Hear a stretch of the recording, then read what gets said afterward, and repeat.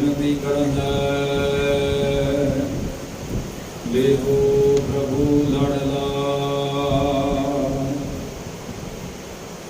जो हर कंत मिलाइया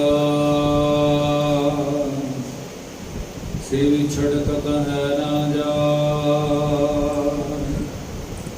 प्रभ बिन दूजा को नहीं नानक हर सरना असो सुखी वसंदिया जिना मया हर असोन प्रेम माहड़ा। वाहिगुरु जी का खालसा वाहिगुरु जी की फतेह। परम सत्कार ते सन्मानयोग चवर छतर तखत दे मालिक जुगो जुग अटल सर्व संजीवालता दे पैगंबर दीन दुनिया दे राखे मनुखता दे सांझे रहबर गुरता गद्दी ते सुभाईमान धन धन धन साहिब श्री गुरु ग्रंथ साहिब जी महाराज तिन्हां दी अपार किरपा बख्शिश रहमत दा सदका आप सरबत संगतां अज संगरांद दे दिहाड़े नूं मुख रखदे हुए हर रोज़ की तरह गुरुद्वारा सिंह शहीदां सोहाना विखे अमृत वेले के दीवाना विच हाज़री भर रहे हो। वडभागे हो, धनता दे योग हो। सतगुरु पातशाह की महान बख्शिश महान किरपा रहमत दे नाल सानू अमृत वेले जागण दीआं दातां सतगुरां ने बख्शिश कीतियां। अमृत गुरबाणी दे नितनेम पढ़न सुनन दा सुभाग समा बख्शिया। आसा जी की वार दे कीर्तन आप जी ने हजूरी रागी जथे की मुबारक रस्मां तो सरवण कीते। उपरांत चल रही श्री गुरु ग्रंथ साहिब महाराज जी की लड़ीवार कथा गुर शब्द विचार नाल जुड़न दा सुभाग समा भी सानू सारिआं नूं प्राप्त होया है। आओ इस मिले हुए समय नूं गुरु की बात पाके और आज जो असू दे महीने की प्रारंभता होने लगी है, असू दे महीने की संग्राम का दिहाड़ा है। धन धन साहिब श्री गुरु अर्जन देव साहब सच्चे पातशाह असू दे महीने विच साडे लई की उपदेश कर रहे हैं, की साडे लई हुक्म है। असी उस पाक पवित्र बचना की विचार नाल जुड़ना है। साहिब श्री गुरु अर्जन देव महाराज जी के बख्शे हुए उपदेश नूं अपने हिरदियां दे भांडे विच टका के अपने जीवन का आधार बना के उन्हां बचनां नूं मार्गदर्शक बना के कोशिश करनी है, यतन करना कि साडी गुरु तक परमात्मा तक पहुँच हो सके, साडा ये जीवन सफल हो सके। अपने वड्डे भाग हन कि सतगुरु पातशाह ने सानू महीनियां दी बाणी एक एक महीने विच की सानू करना चाहिए वो उपदेश भी 12 माह की बाणी दे सरलेखेट बख्शिया। एक 12 माह दुखारी राग विच धन धन साहिब श्री गुरु नानक देव पातशाह की मुबारक रसना तो उचारण है ते ये पावन पवित्र 12 माह जिहड़ा है ये धन गुरु अर्जन देव पातशाह की मुबारक रसना तो उचारण किया हुआ। सानू एक एक महीने प्रति भी उपदेश दिता गया। हफ्तियां की बाणी उचारण करके ऐतवार नूं की करना है, सोमवार की करना है, मंगलवार बुधवार एक एक दिन का जिक्र करके सतगुरु पातशाह ने सानू पूरे हफ्ते की गाइडलाइन भी दी है। और इस विच तां कोई दो रावां है ही नहीं कि एक एक पल सानू परमात्मा दे गुरु दे लेखे लाउण वास्ते हुक्म है। पर फिर भी जे असी सतगुरु पातशाह तो पूछिए कि महाराज हुण महीना नवा आया, इहदे लई की उपदेश है, अज दिन नवा आया, इहदे लई की उपदेश है। सतगुरु पातशाह ने ਉਸ ਦਿਨ ਨੂੰ ਸੰਬੋਧਨ ਕਰਕੇ, ਮਹੀਨਿਆਂ ਨੂੰ ਸੰਬੋਧਨ ਕਰਕੇ ਵੀ ਮੁਬਾਰਕ ਬਚਨ ਸਾਡੀ ਝੋਲੀ ਵਿੱਚ ਪਾਏ, ਤਾਂ ਕਿ ਕੋਈ ਵੀ ਬਚਨ ਕਿਸੇ ਵੀ ਵੇਲੇ ਇਨਸਾਨ ਦੇ ਹਿਰਦੇ ਵਿੱਚ ਵਸੇ, ਕੋਈ ਬਚਨ ਨੂੰ ਆਪਣੇ ਜੀਵਨ ਜ਼ਿੰਦਗੀ ਦਾ ਆਧਾਰ ਬਣਾ ਕੇ ਤੁਰੇ, ਇਹਦਾ ਜੀਵਨ ਸਫਲ ਹੋਵੇ, ਇਹਨੂੰ ਮਨੁੱਖਾ ਜੀਵਨ ਦੀ ਕੀਮਤ ਦਾ ਪਤਾ ਲੱਗ ਸਕੇ, ਪਰਮਾਤਮਾ ਤੱਕ ਇਹਦੀ ਪਹੁੰਚ ਹੋ ਸਕੇ। ਅੱਜ ਦੇ ਇਸ ਪਾਵਨ ਪਵਿੱਤਰ ਬਚਨ ਵਿੱਚ ਸਤਿਗੁਰੂ ਕੀ ਕਹਿ ਰਹੇ ਨੇ? ਆਪ ਸਰਬੱਤ ਸੰਗਤਾਂ ਨੇ ਬੜੇ ਪਿਆਰ ਵਿੱਚ, ਕਿਉਂਕਿ ਪ੍ਰਭ ਕੀ ਉਸਤਤ ਕਰੋ ਸੰਤ ਮੀਤ, ਸਾਵਧਾਨ ਇਕਾਗਰ ਚੀਤ, ਸਾਵਧਾਨ ਹੋ ਕੇ, ਇਕਾਗਰ ਚਿਤ ਹੋ ਕੇ, ਅਵੇਸਲੇ ਨਹੀਂ ਬੈਠਣਾ, ਪੂਰੇ ਹਾਜ਼ਰ ਰਹਿ ਕੇ ਮਨ ਚਿਤ ਬਿਰਤੀਆਂ ਨੂੰ ਇਕਾਗਰ ਕਰਕੇ ਇੱਥੇ ਸਤਿਗੁਰੂ ਪਾਤਸ਼ਾਹ ਦੀ ਗੋਦ ਵਿੱਚ ਬੈਠਣ ਦਾ ਯਤਨ ਕਰਨਾ ਹੈ। ਤਾਂ ਕਿ ਮੈਂ ਹਰ ਰੋਜ਼ ਬੇਨਤੀ ਕਰਦਾ ਕਿ ਇਹ ਉਪਦੇਸ਼ ਇਹ ਨਹੀਂ ਸਮਝਣਾ ਕਿ ਜਿਹੜੇ ਸੁਣਾ ਰਹੇ ਆ ਉਹਨਾਂ ਲਈ ਹੈ ਜਾਂ ਕਿਸੇ ਹੋਰ ਵਾਸਤੇ ਹੈ। ਮਹਾਰਾਜ ਸਾਹਿਬ ਕਹਿੰਦੇ ਜਿਹੜਾ ਵੀ ਇਸ ਉਪਦੇਸ਼ ਨੂੰ ਸੁਣੇਗਾ, ਸੁਣ ਕੇ ਮੰਨ ਲਏਗਾ, ਕਮਾ ਲਏਗਾ, ਇਸ ਉਪਦੇਸ਼ ਨੇ ਉਸੇ ਦਾ ਹੀ ਭਲਾ ਕਰ ਦੇਣਾ। ਇਹ ਸਾਰਿਆਂ ਲਈ ਹੈ। ਸਭੇ ਸਾਂਝੀ ਬਾਤ ਸਦਾਇਆ, ਖੱਤਰੀ ਬ੍ਰਾਹਮਣ ਸੂਦ ਵੈਸ, ਉਪਦੇਸ਼ ਚੌ ਵਰਨਾ ਕੋ ਸਾਂਝਾ, ਜੇ ਕੋ ਖਾਵੇ ਜੇ ਕੋ ਪੁੰਜੈ ਤਿਸ ਕਾ ਹੋਏ ਉਧਾਰੋ। ਇਹ ਉਪਦੇਸ਼ ਭਾਈ ਸਰਬ ਸਾਂਝੀਵਾਲਤਾ ਦਾ ਪ੍ਰਤੀਕ ਹੈ।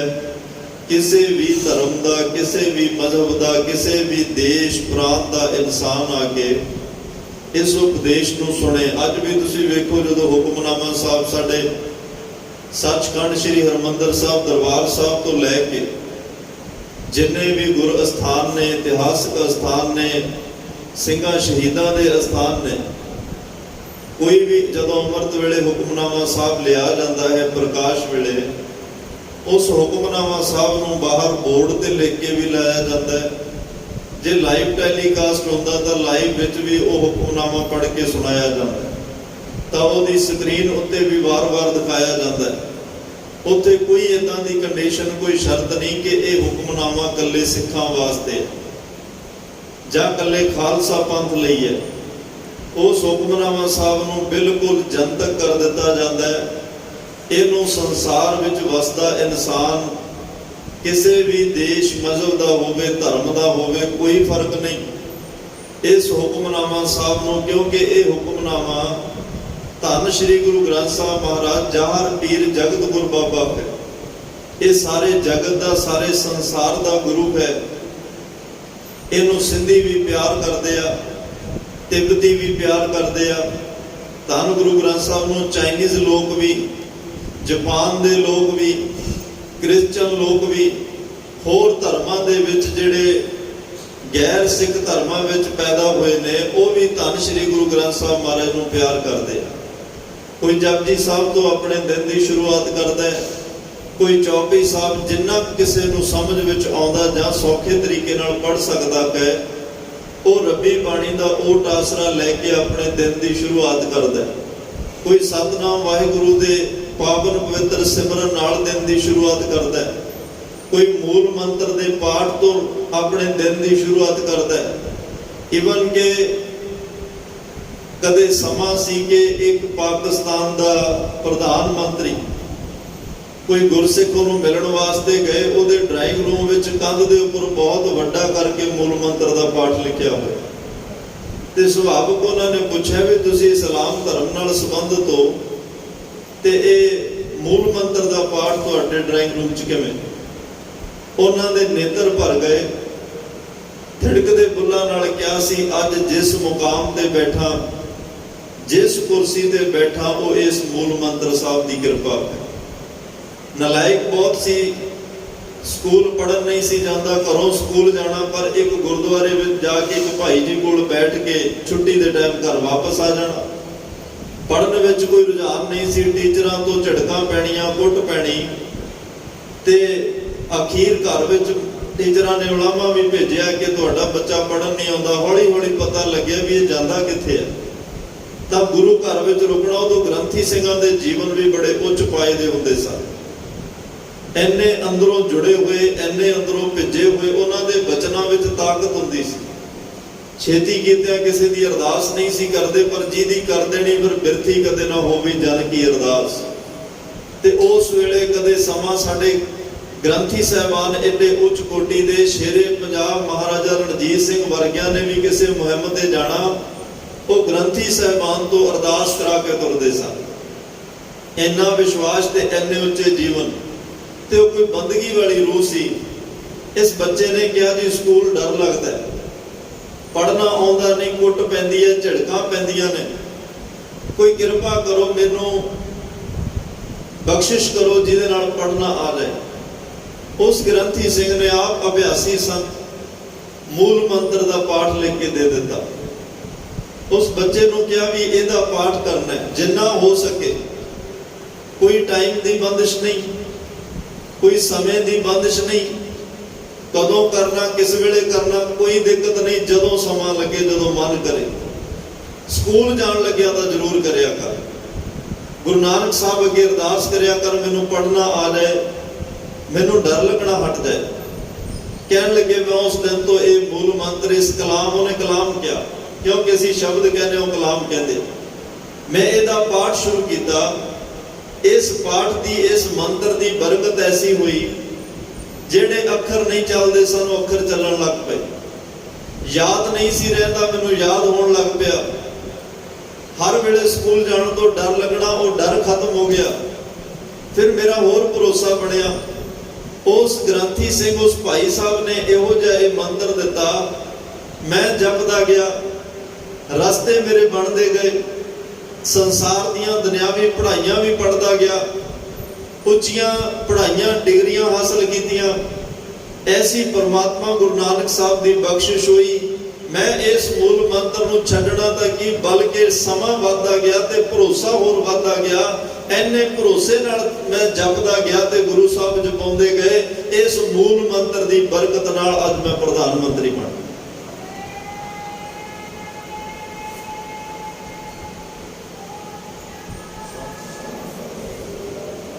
ਇਹ ਮੂਲ ਮੰਤਰ ਭਾਈ ਜੁਗੋ ਜੁਗ ਅਟਲ ਹੈ। ਅੱਜ ਵੀ ਕੋਈ ਭਾਵਨਾ ਨਾਲ ਅਭਿਆਸ ਕਰੇ, ਅੱਜ ਵੀ ਕੋਈ ਅੰਦਰੋਂ ਮਨ ਚਿੱਤ ਬਿਰਤੀ ਨੂੰ ਇਕਾਗਰ ਕਰਕੇ ਧੰਨ ਸ਼੍ਰੀ ਗੁਰੂ ਨਾਨਕ ਸਾਹਿਬ ਦਸੇ ਪਾਤਸ਼ਾਹੀਆਂ ਨੂੰ ਹਾਜ਼ਰ ਨਾਜ਼ਰ ਸਮਝ ਕੇ ਜਪੇ, ਅੱਜ ਵੀ ਇਹਦੀਆਂ ਬਰਕਤਾਂ ਉਸੇ ਤਰ੍ਹਾਂ ਵਰਤਦੀਆਂ ਨੇ। ਖੈਰ ਮੰਗਣ ਵਾਲੇ ਤੇ ਡਿਪੈਂਡ ਕਰਦਾ ਉਹ ਕਿਸ ਪਰਪਸ ਲਈ ਕਰ ਰਿਹਾ ਹੈ, ਕੀ ਮਕਸਦ ਲਈ ਉਹ ਜਪ ਰਿਹਾ ਹੈ।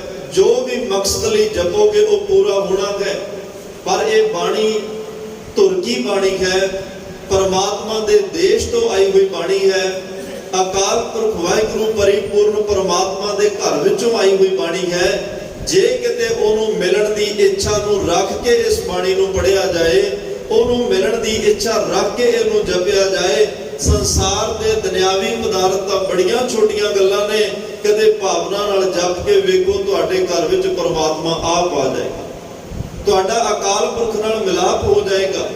ਕਿਉਂਕਿ ਇਹ ਤੁਰਕੀ ਬਾਣੀ ਹੈ, ਸਾਡੀ ਪਰਮਾਤਮਾ ਨਾਲ ਸਾਂਝ ਬਣਾਉਂਦੀ ਹੈ, ਸਾਡੀ ਉਸ ਪਰਮੇਸ਼ਰ ਦੇ ਨਾਲ ਨੇੜਤਾ ਬਣਾਉਂਦੀ ਹੈ, ਸਾਨੂੰ ਅਕਾਲ ਪੁਰਖ ਵਾਹਿਗੁਰੂ ਪਰਮਾਤਮਾ ਦੇ ਘਰ ਨੂੰ ਜਾਣ ਦਾ ਰਸਤਾ ਦੱਸਦੀ ਹੈ ਤੇ ਉਹਨੂੰ ਮਿਲਣ ਦੇ ਵਿੱਚ ਸਾਡੀ ਸਹਾਇਤਾ ਕਰਦੀ ਹੈ। ਤੋ ਇਸ ਲਈ ਇਹ ਜਿਹੜੇ ਸ਼ਬਦ ਨੇ, ਇੱਕ ਇੱਕ ਸ਼ਬਦ ਧੰਨ ਗੁਰੂ ਅਰਜਨ ਦੇਵ ਪਾਤਸ਼ਾਹ ਨੇ ਕਿਹਾ, ਭਾਈ ਇਹ ਬਚਨ ਮੇਰੇ ਨਹੀਂ, ਇਹ ਮੇਰੇ ਹਿਰਦੇ ਵਿੱਚੋਂ ਨਿਕਲੇ ਹੋਏ ਨਹੀਂ, ਇਹ ਮੇਰੇ ਕੋਈ ਆਪਣੇ ਨਿੱਜੀ ਖਿਆਲ ਨਹੀਂ। ਇਹ ਬਚਨ ਜਿਹੜੇ ਨੇ, ਇੱਕ ਇੱਕ ਬਚਨ ਅਕਾਲ ਪੁਰਖ ਵਾਹਿਗੁਰੂ ਪਰਮਾਤਮਾ ਦੇ ਘਰ ਵਿੱਚੋਂ ਆਇਆ ਹੋਇਆ। ਧੰਨ ਗੁਰੂ ਨਾਨਕ ਸਾਹਿਬ ਨੇ ਵੀ ਇਸ ਗੱਲ ਨੂੰ ਸਪਸ਼ਟ ਕਰ ਦਿੱਤਾ ਕਿ ਮੈਂ ਕੁਝ ਨਹੀਂ ਬੋਲ ਰਿਹਾ, ਆਪਣੀ ਮਰਜ਼ੀ ਨਾਲ ਨਹੀਂ ਬੋਲ ਰਿਹਾ ਤੇ ਮੈਨੂੰ ਬੋਲਣਾ ਆਉਂਦਾ ਵੀ ਨਹੀਂ, ਹਾਂ ਆਪੋ ਬੋਲਣਾ ਜਾਣਦਾ। ਮੈਂ ਕਹਿਆ ਸਭ ਹੁਕਮਾਓ ਜਿਉ, ਜੋ ਹੁਕਮ ਆਉਂਦਾ ਹੈ, ਜੋ ਅਕਾਲ ਪੁਰਖ ਵਾਹਿਗੁਰੂ ਪਰਮਾਤਮਾ ਦਾ ਹੁਕਮ ਆਉਂਦਾ ਹੈ, ਮੈਂ ਉਹੀ ਬੋਲਦਾ ਹਾਂ। ਤੇ ਇਹ ਵੱਡੀ ਕਿਸਮਤ, ਵੱਡੀ ਗੱਲ ਹੈ ਕਿ ਅਕਾਲ ਪੁਰਖ ਵਾਹਿਗੁਰੂ ਪਰਮਾਤਮਾ ਧੰਨ ਸ਼੍ਰੀ ਗੁਰੂ ਨਾਨਕ ਦੇਵ ਪਾਤਸ਼ਾਹ ਦੇ ਕੰਠ ਤੇ ਵਸਦੇ ਨੇ, ਉਹਨਾਂ ਦੀ ਰਸਨਾ ਤੇ ਵਸਦੇ ਨੇ, ਉਹਨਾਂ ਦੇ ਦਿਲ ਦਿਮਾਗ ਵਿੱਚ ਵਸਦੇ ਨੇ ਤੇ ਗੁਰੂ ਨਾਨਕ ਸਾਹਿਬ ਦਾ ਸਰੀਰ ਵਰਤ ਕੇ ਪਰਮਾਤਮਾ ਰਸਨਾ ਤੇ ਬੈਠ ਕੇ ਇਹ ਰੱਬੀ ਬੋਲ ਮਨੁੱਖਤਾ ਨੂੰ ਬਖਸ਼ ਦਿੰਦੇ ਹਨ। ਖੈਰ ਮੈਂ ਜਿਹੜੀ ਬੇਨਤੀ ਕਰ ਰਿਹਾ, ਇਹ ਭਾਈ ਸਰਬ ਸਾਂਝੀ ਵਾਲਤਾ ਦਾ ਘਰ ਹੈ। ਇੱਥੇ ਕਿਸੇ ਨਾਲ ਕੋਈ ਵਿਤਕਰਾ ਨਹੀਂ। ਇਸ ਘਰ ਦੇ 4 ਦਰਵਾਜ਼ੇ ਰੱਖੇ ਹੀ ਇਸ ਕਰਕੇ ਜਾਂਦੇ ਆ ਵੀ ਕਿਸੇ ਵੀ ਦੇਸ਼ ਕਾਲ, ਕਿਸੇ ਵੀ ਪ੍ਰਾਂਤ ਦਾ, ਕਿਸੇ ਵੀ ਸੂਬੇ ਦਾ, ਕਿਸੇ ਧਰਮ ਦਾ ਇਨਸਾਨ ਆਵੇ, ਉਹਦੇ ਲਈ 4 ਦਰਵਾਜ਼ੇ ਖੁੱਲੇ ਨੇ। ਪਰ ਇੱਥੇ ਆ ਕੇ ਸਿਰਫ ਗੱਲ ਇੱਕ ਪਰਮਾਤਮਾ ਦੀ ਹੋਏਗੀ। ਇੱਥੇ ਸਿਰਫ ਪਰਮਾਤਮਾ ਦੀ ਸਿਫਤ ਹੋਏਗੀ, ਪਰਮਾਤਮਾ ਦੀਆਂ ਗੱਲਾਂ ਹੋਣਗੀਆਂ, ਪਰਮਾਤਮਾ ਨੂੰ ਮਿਲਣ ਦੀਆਂ ਜਾਚਾਂ ਸਿਖਾਈਆਂ ਜਾਣਗੀਆਂ। ਇਹ ਨਹੀਂ ਕਿ ਹਰ ਕੋਈ ਆ ਕੇ ਆਪਣੀ ਡਫਲੀ ਵਜਾਉਂਦਾ ਰਹੇ, ਆਪਣੀਆਂ ਢੱਲੀਆਂ ਗੜਕਾਉਂਦਾ ਰਹੇ, ਐਵੇਂ ਨਹੀਂ ਹੋਣਾ। ਇੱਥੇ ਗੱਲ ਸਿਰਫ ਇੱਕ ਅਕਾਲ ਪੁਰਖ ਵਾਹਿਗੁਰੂ ਪਰਮਾਤਮਾ ਦੀ, ਇੱਕ ਓੰਕਾਰ, ਇੱਕ ਤੋਂ ਸ਼ੁਰੂ। ਓੰਕਾਰ ਸ਼ਬਦ ਬੜਾ ਪੁਰਾਣਾ ਹੈ। ਕਿੰਨਾ ਕੁ ਪੁਰਾਣਾ ਹੈ ਵਿਦਵਾਨ ਚੁੱਪ ਕਰ ਜਾਂਦੇ ਆ, ਪਰ ਗੁਰੂ ਨਾਨਕ ਸਾਹਿਬ ਨੇ ਓੰਕਾਰ ਸ਼ਬਦ ਚੁਣਿਆ, ਪਰ ਉਸ ਦੇ ਅੱਗੇ ਏਕਾ ਲਾ ਕੇ ਇੱਕ ਗੱਲ ਸਪਸ਼ਟ ਕਰ ਦਿੱਤੀ ਕਿ ਓੰਕਾਰ ਤਾਂ ਭਾਈ ਪਰਮਾਤਮਾ ਦੀ ਇਹ ਖਲਕਤ ਕਾਇਨਾਤ, ਇਹਦੀ ਸ੍ਰਿਸ਼ਟੀ ਹੈ, ਤੇ ਇਹ ਸਾਰੀ ਸ੍ਰਿਸ਼ਟੀ ਨੂੰ ਚਲਾਉਣ ਵਾਲਾ ਇੱਕ ਗਿਣਤੀ ਦਾ ਏਕਾ ਪਾਇਆ, ਹਿਸਾਬ ਦਾ, ਮੈਥ ਦਾ ਏਕਾ ਪਾਇਆ। ਕਿਉਂਕਿ ਈੜੀ ਨੂੰ ਸਿਹਾਰੀ ਕੱਕਾ, ਇਹ ਵੀ ਇੱਕ ਬਣਦਾ ਹੈ। ਈੜੀ ਨੂੰ ਸਿਹਾਰੀ, ਕੱਕੇ ਨੂੰ ਸਿਹਾਰੀ, ਇਹ ਵੀ ਇੱਕ ਬਣਦਾ ਹੈ। ਈੜੀ ਨੂੰ ਸਿਹਾਰੀ, ਕੱਕੇ ਨੂੰ ਔਂਕੜ, ਇਹ ਵੀ ਇੱਕ ਬਣਦਾ। ਹੋ ਸਕਦਾ ਵਿਆਕਰਨ ਦੇ ਮਾਹਰ, ਗ੍ਰਾਮਰ ਦੇ ਮਾਹਰ ਇਹਨਾਂ ਇੱਕ ਸ਼ਬਦਾਂ ਦੇ ਜਿਹੜੇ ਸ਼ਬਦਾਂ ਵਿੱਚ ਅੱਖਰਾਂ ਵਿੱਚ ਨੇ, ਇਹਨਾਂ ਦੇ ਕੋਈ ਨਾ ਕੋਈ ਅਰਥ ਵਿਆਕਰਨ ਦੇ ਹਿਸਾਬ ਨਾਲ ਹੋਰ ਕੱਢ ਦਿੰਦੇ। ਧੰਨ ਗੁਰੂ ਨਾਨਕ ਸਾਹਿਬ ਨੇ ਗੁਰਮੁਖੀ ਦਾ ਏਕਾ ਚੁਣਿਆ, ਗਿਣਤੀ ਦਾ ਏਕਾ ਚੁਣਿਆ, ਜਿਹਦੇ ਇੱਕ ਤੋਂ ਬਿਨਾਂ ਕੋਈ ਹੋਰ ਅਰਥ ਹੀ ਨਹੀਂ ਬਣਦਾ, ਜਿਹਦਾ ਕੋਈ ਦੂਸਰਾ ਅਰਥ ਹੀ ਨਹੀਂ ਬਣਦਾ। ਗੁਰਮੁਖੀ ਦਾ ਏਕਾ ਪਾ ਕੇ ਕਹਿ ਦਿੱਤਾ ਪਰਮਾਤਮਾ ਇੱਕ ਹੈ, ਸਾਰੀ ਖਲਕਤ ਕਾਇਨਾਤ ਵਿੱਚ ਰਮਿਆ ਹੋਇਆ ਹੈ। ਉਸ ਇੱਕ ਨੂੰ ਮਿਲਣਾ ਹੈ ਤਾਂ ਗੁਰੂ ਦੀ ਕਿਰਪਾ ਤੋਂ ਬਿਨਾਂ ਨਹੀਂ ਮਿਲਿਆ ਜਾਣਾ। ਗੁਰੂ ਦੀ ਕਿਰਪਾ ਹੋਵੇ ਤਾਂ ਉਸ ਇੱਕ ਪਰਮਾਤਮਾ ਨਾਲ ਤੇਰੀ ਨੇੜਤਾ ਹੋ ਸਕਦੀ ਹੈ। ਤਾਂ ਇੱਥੇ ਇੱਕ ਦੀ ਗੱਲ ਹੈ, ਇੱਕ ਦਾ ਉਪਦੇਸ਼ ਹੈ, ਇੱਕ ਨੂੰ ਮਿਲਣ ਦੀ ਜਾਚ ਸਿਖਾਈ ਜਾਂਦੀ ਹੈ, ਇੱਕ ਦੀ ਵਡਿਆਈ, ਇੱਕ ਦੀ ਸ਼ੋਭਾ, ਇੱਕ ਦੇ ਗੁਣ ਗਾਇਨ ਕੀਤੇ ਜਾਂਦੇ ਹਨ। ਕਿਉਂਕਿ ਧੰਨ ਗੁਰੂ ਗ੍ਰੰਥ ਸਾਹਿਬ ਬੜੀ ਇਮਾਨਦਾਰੀ ਨਾਲ ਮਨੁੱਖਤਾ ਨੂੰ ਦੱਸ ਦਿੰਦੇ ਆ, ਭਾਈ ਮੈਂ ਸਿਰਫ ਇੱਕ ਪੁਲ ਹਾਂ, ਜਿਸ ਪੁਲ ਦੇ ਰਾਹੀਂ ਤੁਸੀਂ ਚੜ੍ਹ ਕੇ ਉਸ ਪਰਮਾਤਮਾ ਨਿਰੰਕਾਰ ਦੇ ਦੇਸ਼ ਪਹੁੰਚਣਾ ਹੈ। ਬੜੀ ਇਮਾਨਦਾਰੀ ਨਾਲ ਦੱਸਦੇ ਆ ਕਿ ਆਹ ਰਸਤਾ ਸੌਖਾ ਰਸਤਾ ਪਰਮਾਤਮਾ ਦੇ ਘਰ ਨੂੰ ਜਾਂਦਾ ਹੈ। ਰਸਤੇ ਵਿੱਚ ਬੜੇ ਤਰ੍ਹਾਂ ਦੇ ਲੋਕ ਮਿਲਣਗੇ, ਪਰ ਇਹਨਾਂ ਰਸਤਿਆਂ ਤੇ ਭੀੜ ਨਹੀਂ। ਕਈ ਵਾਰ ਚੋਰ ਠੱਗ ਵੀ ਆ ਜਾਂਦੇ ਆ, ਉਹਨਾਂ ਤੋਂ ਬਚਣਾ ਹੈ। ਬਚਾਵੇਗਾ ਗੁਰੂ ਦਾ ਨਾਮ, ਗੁਰੂ ਦਾ ਸ਼ਬਦ ਜੇ ਤੁਹਾਡੇ ਕੋਲ ਹੋਏਗਾ, ਤੁਸੀਂ ਉਹਨਾਂ ਕੋਲੋਂ ਉਹ ਸ਼ਬਦ ਦੀ ਕਸਵੱਟੀ ਲਾ ਕੇ ਅੱਗੇ ਲੱਗ ਜਾਓਗੇ। ਨਹੀਂ, ਇਹਨਾਂ ਰਸਤਿਆਂ ਤੇ ਬੜੇ ਲੋਕ ਰਸਤਿਆਂ 'ਚ ਰਹਿ ਜਾਂਦੇ ਆ, ਠੱਗੇ ਵੀ ਜਾਂਦੇ ਆ ਤੇ ਲੁੱਟੇ ਵੀ ਜਾਂਦੇ ਆ, ਕਿਉਂਕਿ ਭੀੜ ਨਹੀਂ। ਅਕਸਰ ਸੁੰਨੇ ਰਾਹਾਂ ਦੇ ਲੋਕ ਲੁੱਟੇ ਤੇ ਠੱਗੇ ਜਾਂਦੇ ਆ। ਤਾਂ ਹੀ ਕਬੀਰ ਸਾਹਿਬ ਨੇ ਕਿਹਾ ਸੀ, ਕਬੀਰ ਅਬ ਘਟ ਘਾਟੀ ਰਾਮ ਕੀ ਤੇਹ ਚੜ ਰਹੇ ਹੋ ਕਬੀਰ। ਇੱਕ ਇਹ ਘਾਟੀ ਹੈ ਜਿਹੜੀ ਪਰਮਾਤਮਾ ਦੇ ਘਰ ਨੂੰ ਜਾ ਰਹੀ ਆ, ਜਿੱਥੇ ਕੱਲਾ ਕਬੀਰ ਨਜ਼ਰ ਆ ਰਿਹਾ, ਨਾ ਕੋਈ ਦੂਰ ਤੱਕ ਅੱਗੇ ਨਜ਼ਰ ਆ ਰਿਹਾ ਤੇ ਨਾ ਦੂਰ ਤੱਕ ਕੋਈ ਪਿੱਛੇ ਨਜ਼ਰ ਆ ਰਿਹਾ। ਆਮ ਸੰਸਾਰੀ ਰਾਹਾਂ ਦੇ ਉੱਤੇ ਬੜੀ ਭੀੜ ਹੈ, ਬੜੀ ਰੌਣਕ ਹੈ। ਇਹ ਪਰਮਾਤਮਾ ਦੇ ਘਰ ਨੂੰ ਜਾਣ ਵਾਲੇ ਰਸਤਿਆਂ ਤੇ ਕੋਈ ਬਿਰਲੇ ਜਾਂਦੇ ਨੇ, ਕਿਉਂਕਿ ਰੱਬ ਨੂੰ ਕੋਈ ਮਿਲਣਾ ਚਾਹੁੰਦਾ ਹੀ ਨਹੀਂ। ਮਹਾਤਮਾ ਬੁੱਧ ਇੱਕ ਵਾਰ ਆਪਣਾ ਉਪਦੇਸ਼ ਦੇ ਰਹੇ ਸਨ, ਕਥਾ ਕੀਤੀ, ਪਰਮਾਤਮਾ ਦੀ ਸਿਫਤ ਸਲਾਹ ਹੋਈ, ਬੜੀਆਂ ਗੱਲਾਂ, ਤੇ ਉਹਨਾਂ ਨੇ ਵੀ ਇਸ ਗੱਲ ਤੇ ਜ਼ੋਰ ਦਿੱਤਾ ਕਿ ਪਰਮਾਤਮਾ ਦੀ ਆਪਾਂ ਅੰਸ਼-ਵਾਂਸਾਂ, ਪਰਮਾਤਮਾ ਨੂੰ ਅਸੀਂ ਮਿਲਣਾ ਹੈ, ਪਰਮਾਤਮਾ 'ਚ ਅਸੀਂ ਅਭੇਦ ਹੋਣਾ ਹੈ, ਪਰਮਾਤਮਾ ਤੱਕ ਅਸੀਂ ਪਹੁੰਚਣਾ ਹੈ। ਇਹ ਸਾਡੀ ਜ਼ਿੰਦਗੀ ਦੀ ਮੰਜ਼ਿਲ ਹੈ, ਹੋਰ ਕੋਈ ਮੰਜ਼ਿਲ ਨਹੀਂ। ਤਾਂ ਪਰਮਾਤਮਾ ਵੀ ਸਾਨੂੰ ਮਿਲਣਾ ਚਾਹੁੰਦਾ ਹੈ। ਇਹ ਨਹੀਂ ਕਿ ਉਹ ਨਹੀਂ ਮਿਲਣਾ ਚਾਹੁੰਦਾ, ਪਰਮਾਤਮਾ ਵੀ ਸਾਡੀ ਉਡੀਕ ਕਰ ਰਿਹਾ ਹੈ, ਉਹ ਵੀ ਇੰਤਜ਼ਾਰ ਕਰ ਰਿਹਾ ਹੈ ਕਿ ਕੋਈ ਆਵੇ ਮੈਨੂੰ ਮਿਲੇ। ਇੱਕ ਨੇ ਵਿੱਚੋਂ ਉੱਠ ਕੇ ਸਵਾਲ ਕੀਤਾ, ਕਹਿੰਦੇ ਮਹਾਤਮਾ ਜੀ, ਪਰਮਾਤਮਾ ਮਿਲਣਾ ਚਾਹੁੰਦਾ ਹੈ, ਲੋਕ ਮਿਲਣ ਦੀ ਕਈ ਵਾਰ ਇੱਛਾ ਰੱਖਦੇ ਆ, ਪਰ ਰੱਬ ਮਿਲਦਾ ਕਿਉਂ ਨਹੀਂ? ਬੜੇ ਯਤਨ ਕੀਤੇ ਜਾਂਦੇ ਆ ਰੱਬ ਨੂੰ ਮਿਲਣ ਦੇ, ਮਿਲਦਾ ਕਿਉਂ ਨਹੀਂ? ਜੋ ਮਿਲਣਾ ਚਾਹੁੰਦਾ ਫਿਰ ਕਿਉਂ ਨਹੀਂ ਮਿਲਦਾ? ਤਾਂ ਮਹਾਤਮਾ ਬੁੱਧ ਨੇ ਕੋਈ ਕਿਹਾ, ਕਹਿੰਦੇ ਕੋਈ ਗੱਲ ਨਹੀਂ, ਕੁਝ ਗੱਲਾਂ ਦੇ ਜਵਾਬ ਪ੍ਰੈਕਟੀਕਲ ਹੁੰਦੇ ਆ। ਨਾਲ ਹੀ ਇੱਕ ਪਿੰਡ ਸੀ ਤੇ ਉਸ ਪਿੰਡ ਦੇ ਵਿੱਚ ਆਪਣੇ ਭਿਕਸ਼ੂਆਂ ਨੂੰ ਇੱਕ ਕਾਗਜ਼ ਤੇ ਇੱਕ ਕਲਮ ਦੇ ਕੇ ਭੇਜਿਆ, ਕਹਿੰਦੇ ਜਾਓ ਪਿੰਡ ਵਾਲਿਆਂ ਨੂੰ ਘਰ ਘਰ ਜਾ ਕੇ ਦਰਵਾਜ਼ਾ ਖੜਕਾਓ ਤੇ ਸਾਰੇ ਲੋਕਾਂ ਨੂੰ ਕਹੋ ਕਿ ਅੱਜ ਮਹਾਤਮਾ ਬੁੱਧ ਬਹੁਤ ਖੁਸ਼ ਨੇ, ਜਿਹੜਾ ਕੋਈ ਜਿਹੋ ਜੀ ਦਾਤ ਮੰਗੇਗਾ ਉਹਨੂੰ ਮਿਲ ਜਾਏਗੀ, ਜਿਹਨੂੰ ਜੋ ਚਾਹੀਦਾ ਉਹ ਮਿਲੇਗਾ। ਲੋਕਾਂ ਨੇ ਉਹ ਕਾਗਜ਼ ਦੇ ਉੱਤੇ ਫਟਾਫਟ ਲਿਖਿਆ ਜੀ ਸਾਡੇ ਘਰ ਗਰੀਬੀ ਬਹੁਤ, ਉਹਨਾਂ ਨੂੰ ਕੋਈ ਪੈਸਾ ਦੇ ਦੇਣ। ਕਿਸੇ ਨੇ ਲਿਖਿਆ ਜੀ ਰੋਗ ਬਹੁਤ ਨੇ, ਦੁੱਖ ਬਹੁਤ ਨੇ, ਉਹਨਾਂ ਨੂੰ ਕੋਈ ਤੰਦਰੁਸਤੀ ਦੇ ਦੇਣ। ਕਿਸੇ ਨੇ ਕਿਹਾ ਘਰ ਹੀ ਪੱਕਾ ਨਹੀਂ ਬਣ ਰਿਹਾ, ਕੱਚਾ ਹੈ, ਕੱਚਿਆਂ ਤੋਂ ਪੱਕਾ ਬਣਾ ਦੇਣ। ਕਿਸੇ ਨੇ ਕਿਹਾ ਜਾਇਦਾਦ ਕੋਈ ਨਹੀਂ, ਉਹਨਾਂ ਨੂੰ ਕੋਈ ਜਾਇਦਾਦ ਬਖਸ਼ ਦੇਣ। ਕਿਸੇ ਨੇ ਕੁਛ ਮੰਗਿਆ, ਕਿਸੇ ਨੇ ਕੁਛ ਮੰਗਿਆ।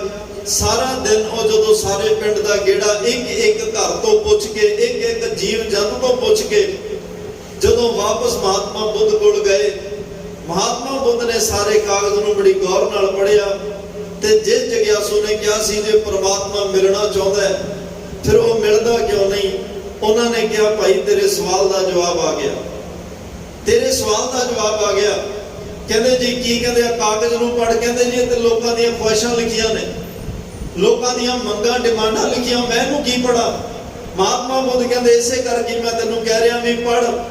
ਸਾਰੇ ਪਿੰਡ ਵਾਲਿਆਂ ਤੋਂ ਪੁੱਛਿਆ ਗਿਆ, ਸਾਰੇ ਲੋਕਾਂ ਤੋਂ ਪੁੱਛਿਆ ਗਿਆ ਕਿ ਅੱਜ ਮਹਾਤਮਾ ਬੁੱਧ ਖੁਸ਼ ਹੈ, ਜੋ ਮੰਗੋਗੇ ਤੁਹਾਨੂੰ ਮਿਲ ਜਾਏਗਾ। ਸਭ ਨੇ ਦੁਨਿਆਵੀ ਚੀਜ਼ਾਂ ਮੰਗੀਆਂ, ਦੁਨਿਆਵੀ ਦਾਤਾਂ ਮੰਗੀਆਂ। ਇੱਕ ਵੀ ਮਨੁੱਖ ਨੇ, ਇਨਸਾਨ ਨੇ, ਜਗਿਆਸੂ ਨੇ ਕਾਗਜ਼ ਤੇ ਇਹ ਲਿਖ ਕੇ ਨਹੀਂ ਭੇਜਿਆ ਕਿ ਅਸੀਂ ਪਰਮਾਤਮਾ ਨੂੰ, ਰੱਬ ਨੂੰ ਮਿਲਣਾ ਚਾਹੁੰਦੇ ਹਾਂ, ਮਹਾਤਮਾ ਬੁੱਧ ਨੂੰ ਕਹੋ ਸਾਨੂੰ ਮਿਲਾ ਦੇਣ। ਇੱਕ ਜਾਣੇ ਨੇ ਵੀ ਇਹ ਗੱਲ ਨਹੀਂ ਲਿਖੀ ਕਿ ਅਸੀਂ ਪਰਮਾਤਮਾ ਨੂੰ ਮਿਲਣਾ ਚਾਹੁੰਦੇ ਹਾਂ ਕਿ ਸਾਨੂੰ ਉਹ ਪਰਮਾਤਮਾ ਨਾਲ ਸਾਡੀ ਸਾਂਝ ਨੇੜਤਾ ਬਣਾ ਦੇਣ।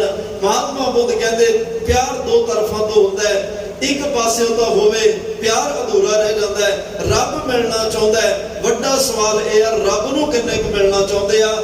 ਜੇ ਅੱਜ ਸਾਡੀ ਵੀ ਇੱਛਾ ਪਰਮਾਤਮਾ ਨੂੰ ਮਿਲਣ ਦੀ ਹੋਏਗੀ, ਰੱਬ ਨੂੰ ਮਿਲਣ ਦੀ ਹੋਏਗੀ, ਅਕਾਲ ਪੁਰਖ ਤੱਕ ਪਹੁੰਚਣ ਦੀ ਹੋਏਗੀ, ਫਿਰ ਤਾਂ ਕੋਈ ਰੋਕ ਹੀ ਨਹੀਂ ਨਾ ਸਕਦਾ। ਫਿਰ ਤਾਂ ਮਿਲਾਪ ਅੱਜ ਨਹੀਂ ਤੇ ਕੱਲ, ਕੱਲ ਨਹੀਂ ਤੇ ਪਰਸੋਂ, ਜਿਵੇਂ ਜਿਵੇਂ ਉਹਨੂੰ ਜਪਦਿਆਂ ਮਨ ਦੀ ਮੈਲ ਉਤਰਦੀ ਜਾਏਗੀ, ਪਰਮਾਤਮਾ ਦੇ ਘਰ ਵੱਲ ਨੇੜਤਾ बढ़ती ਜਾਏਗੀ। ਅੱਜ ਸਵਾਲ ਇਹ ਹੈ ਕਿ ਅਸੀਂ ਕਿੰਨਾ ਮਿਲਣਾ ਚਾਹੁੰਦੇ ਹਾਂ। ਸਾਡੀ ਅਰਦਾਸ ਵਿੱਚ ਕਿੰਨੇ ਕੁ ਵਾਰੀ ਇਹ ਸ਼ਬਦ ਨਿਕਲਦਾ ਕਿ ਪਾਤਸ਼ਾਹ ਕੁਝ ਨਹੀਂ ਚਾਹੀਦਾ, ਸਿਰਫ ਤੁਸੀਂ ਚਾਹੀਦੇ ਹੋ, ਤੁਹਾਡਾ ਮਿਲਾਪ ਚਾਹੀਦਾ ਹੈ, ਤੁਹਾਡੇ ਚਰਨਾਂ ਵਿੱਚ ਥਾਂ ਚਾਹੀਦੀ ਹੈ। ਕੋਈ ਪੁਰਾਣੀ ਚੜਾਈ ਕਰ ਜਾਏ ਉਹਦੇ ਲਈ ਅਰਦਾਸ ਹੁੰਦੀ ਹੈ ਤੇ ਹਰ ਕੋਈ ਸ਼ਰਧਾਂਜਲੀ ਵਿੱਚ ਇਹੀ ਕਹਿੰਦਾ ਹੈ ਕਿ ਇਸ ਵਿਛੜੀ ਆਤਮਾ ਨੂੰ ਚਰਨਾਂ ਵਿੱਚ ਥਾਂ ਬਖਸ਼ ਦਿਓ। ਜਿਹਨੇ ਜਿਉਂਦੇ ਜੀ ਥਾਂ ਨਹੀਂ ਬਣਾਈ, ਮਰਨ ਤੋਂ ਬਾਅਦ ਕਿਵੇਂ ਥਾਂ ਮਿਲੇਗੀ? ਜਿਹੜਾ ਜਿਉਂਦੇ ਜੀ ਗੁਰੂ ਦੇ ਚਰਨਾਂ 'ਚ ਕਦੇ ਇੱਕ ਮਿੰਟ ਲਈ ਨਹੀਂ ਬੈਠਿਆ, ਜਿਹਨੇ ਕਦੇ ਇੱਕ ਸੈਕਿੰਡ ਵੀ ਗੁਰੂ ਚਰਨਾਂ ਵਿੱਚ ਆ ਕੇ ਆਪਣਾ ਬਤੀਤ ਨਹੀਂ ਕੀਤਾ, ਉਹ ਭਾਈ ਮਰਨ ਤੋਂ ਬਾਅਦ ਉਹਦੇ ਲਈ ਕਿਹੜੀਆਂ ਥਾਵਾਂ ਤੇ ਕਿਹੜੀਆਂ ਪੀੜੀਆਂ। ਧੰਨ ਗੁਰੂ ਗੋਬਿੰਦ ਸਿੰਘ ਸਾਹਿਬ ਪਾਤਸ਼ਾਹ ਨੇ ਬੜਾ ਕਲੀਅਰ ਕਿਹਾ ਸੀ ਭਾਈ ਡੱਲੇ ਨੂੰ, ਦਮਦਮਾ ਸਾਹਿਬ ਦੀ ਧਰਤੀ ਤੇ ਮਹਾਰਾਜ ਕਹਿੰਦੇ ਡੱਲਿਆ ਤੇਰੀ ਸੇਵਾ ਤੋਂ ਬਹੁਤ ਖੁਸ਼ ਹਾਂ, ਜਾਨ ਹੂਲ ਕੇ ਸੇਵਾ ਕੀਤੀ, ਤਨ ਮਨ ਧਨ ਨਾਲ ਸੇਵਾ ਕੀਤੀ, ਦੱਸ ਤੈਨੂੰ ਕੀ ਚਾਹੀਦਾ? ਭਾਈ ਡੱਲੇ ਨੇ ਕਿਹਾ ਸੀ ਪੀੜੀ ਜਿੰਨੀ ਥਾਂ ਸੱਚਖੰਡ ਵਿੱਚ ਬਖਸ਼ ਦਿਓ। ਮਹਾਰਾਜ ਸਾਹਿਬ ਕਹਿੰਦੇ ਇਹ ਨਹੀਂ ਹੋਣਾ, ਕੁਛ ਦੁਨਿਆਵੀ ਤੂੰ ਪਦਾਰਥਾਂ ਨਾਲ ਸੇਵਾ ਕੀਤੀ, ਕੁਛ ਦੁਨਿਆਵੀ ਮੰਗਲਾ ਮਿਲ ਜਾਏਗਾ। ਉਹ ਕਹਿੰਦਾ ਜੀ ਨਹੀਂ, ਮੇਰੀ ਸਮਝ ਮਤ ਕਹਿ ਰਹੀ ਆ ਕਿ ਗੁਰੂ ਗੋਬਿੰਦ ਸਿੰਘ ਅੱਜ ਦਾਤੇ ਨੇ, ਪਰਮਾਤਮਾ ਦਾ ਸਰੂਪ ਨੇ ਤੇ ਇਹ ਸਾਰੀਆਂ ਰਿੱਧੀਆਂ ਸਿੱਧੀਆਂ ਦੇ ਮਾਲਕ, ਸਭਨਾ ਗੱਲਾਂ ਸਮਰੱਥ ਸੁਆਮੀ ਨੇ, ਜੋ ਵੀ ਮੰਗੀਏ ਮਿਲ ਜਾਂਦਾ ਹੈ। ਤੇ ਮੈਂ ਤਾਂ ਤੁਹਾਡੇ ਚਰਨਾਂ ਝੋਲੀ ਅੱਡ ਕੇ ਇਹ ਕਹਿ ਰਿਹਾ ਮੈਨੂੰ ਪੀੜੀ ਜਿੰਨੀ ਥਾਂ ਸੱਚਖੰਡ ਵਿੱਚ ਬਖਸ਼ ਦਿਓ।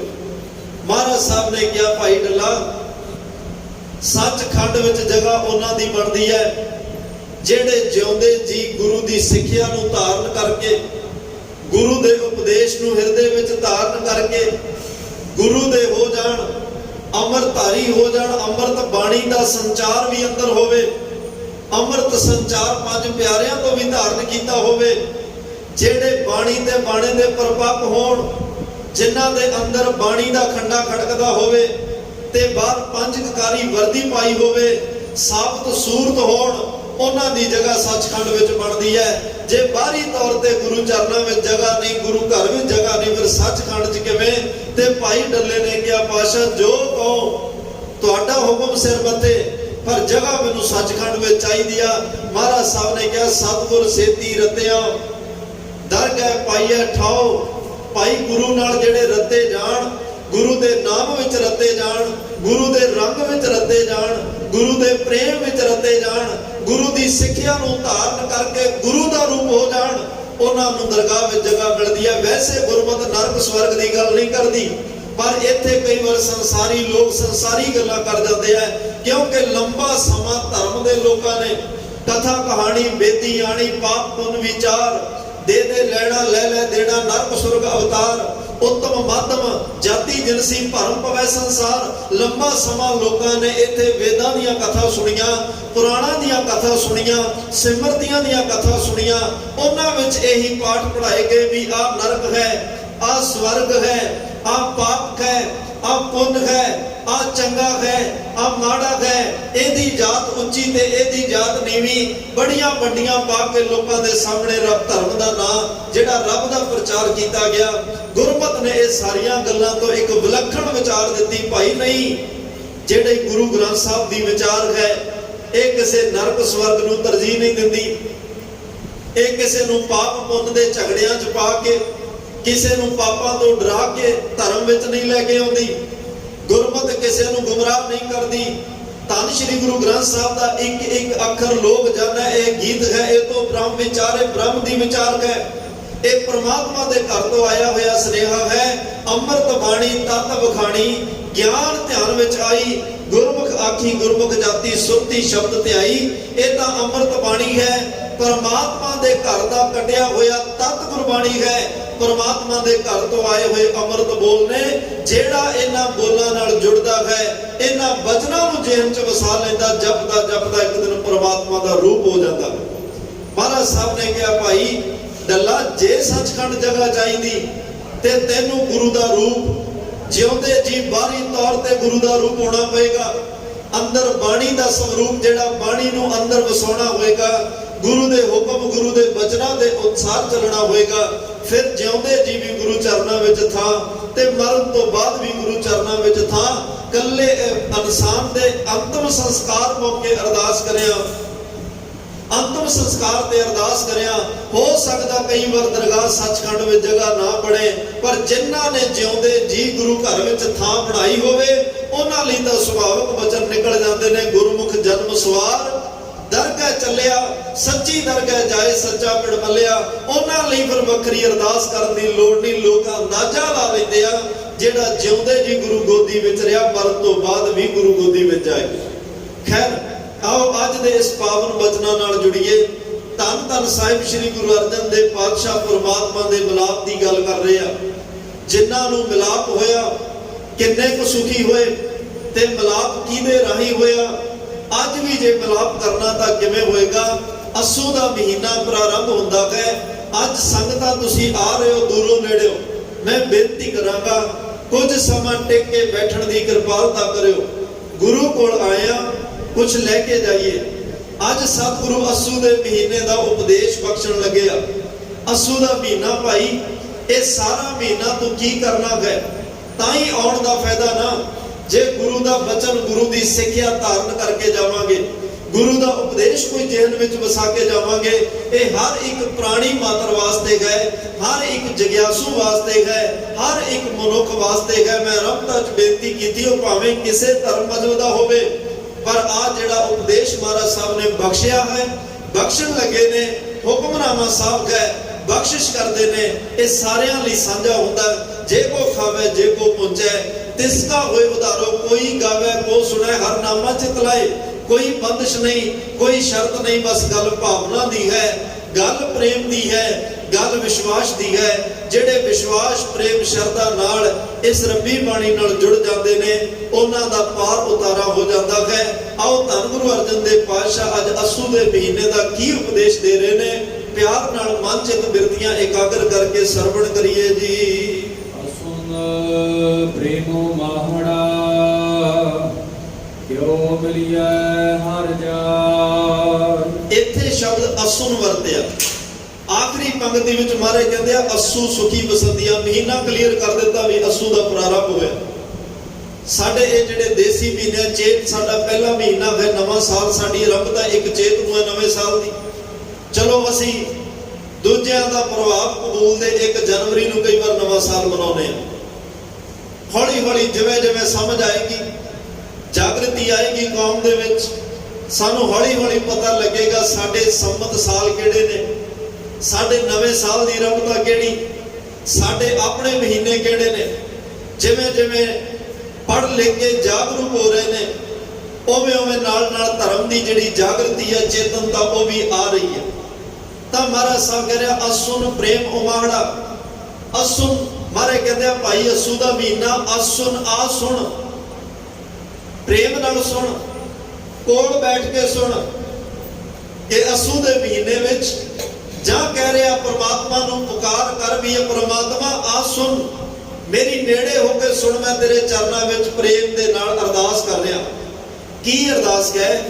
असुन प्रेम उमाड़ा क्यों मिली है हर जाए। असू का महीना, भादों का महीना लंघिया, ये गर्मी ने बड़ा परेशान किया। 6 रुत्तां विचों 2 महीने गर्मी के जिहड़ा वो आखिरी महीना भादों का लंघ चुकिया। जदों बहुती गर्मी लगे, परमात्मा किरपा करदा बदल चढ़ के आउंदे आ, कालियां घटावां छा जांदियां, इक्के दम बड़ा मींह शराटेदार मोले धार पैंदा है, थोड़ी जी सुकून ठंड मिलती है। पर जदों ही सूरज दीयां किरणां धरती तख्ते ते पैंदियां ने, उसे धरती जेड़ी ने हुण पानी ने वर्खा ने जिस मौसम नूं ठंडिया कीता, सूरज दीयां किरणां ने तपश पैदा कीती, ਉਹ ठंडे पानी ते सूरज दीयां किरणां नाल ऐसी हुमस पैदा हुई, घबराहट होनी शुरू हो गई, ते उदों मन चित जिहड़ा ਉਹ काला पैना शुरू हो गया। ये भादों के महीने विच अक्सर हुंदा है, कदे सुख दा साह, कदे हुमस, कदे घबराहट, कदे चित नूं कहलपण पैंदी है। हर एक नूं इंतजार हुंदा भी ये गर्मी छेती ना निकले, क्योंकि भाव दोए ये 2 भाव वाला दुविधा वाला महीना है। कदे कुछ करने नूं मन करदा, कदे कुछ करने नूं मन करदा है, मन नूं फैसला करना औखा हो जाता है। ये 6 रुत्तां विचों अब पहला महीना असू का जिहड़ा सर्दी का शुरू होने लग्या।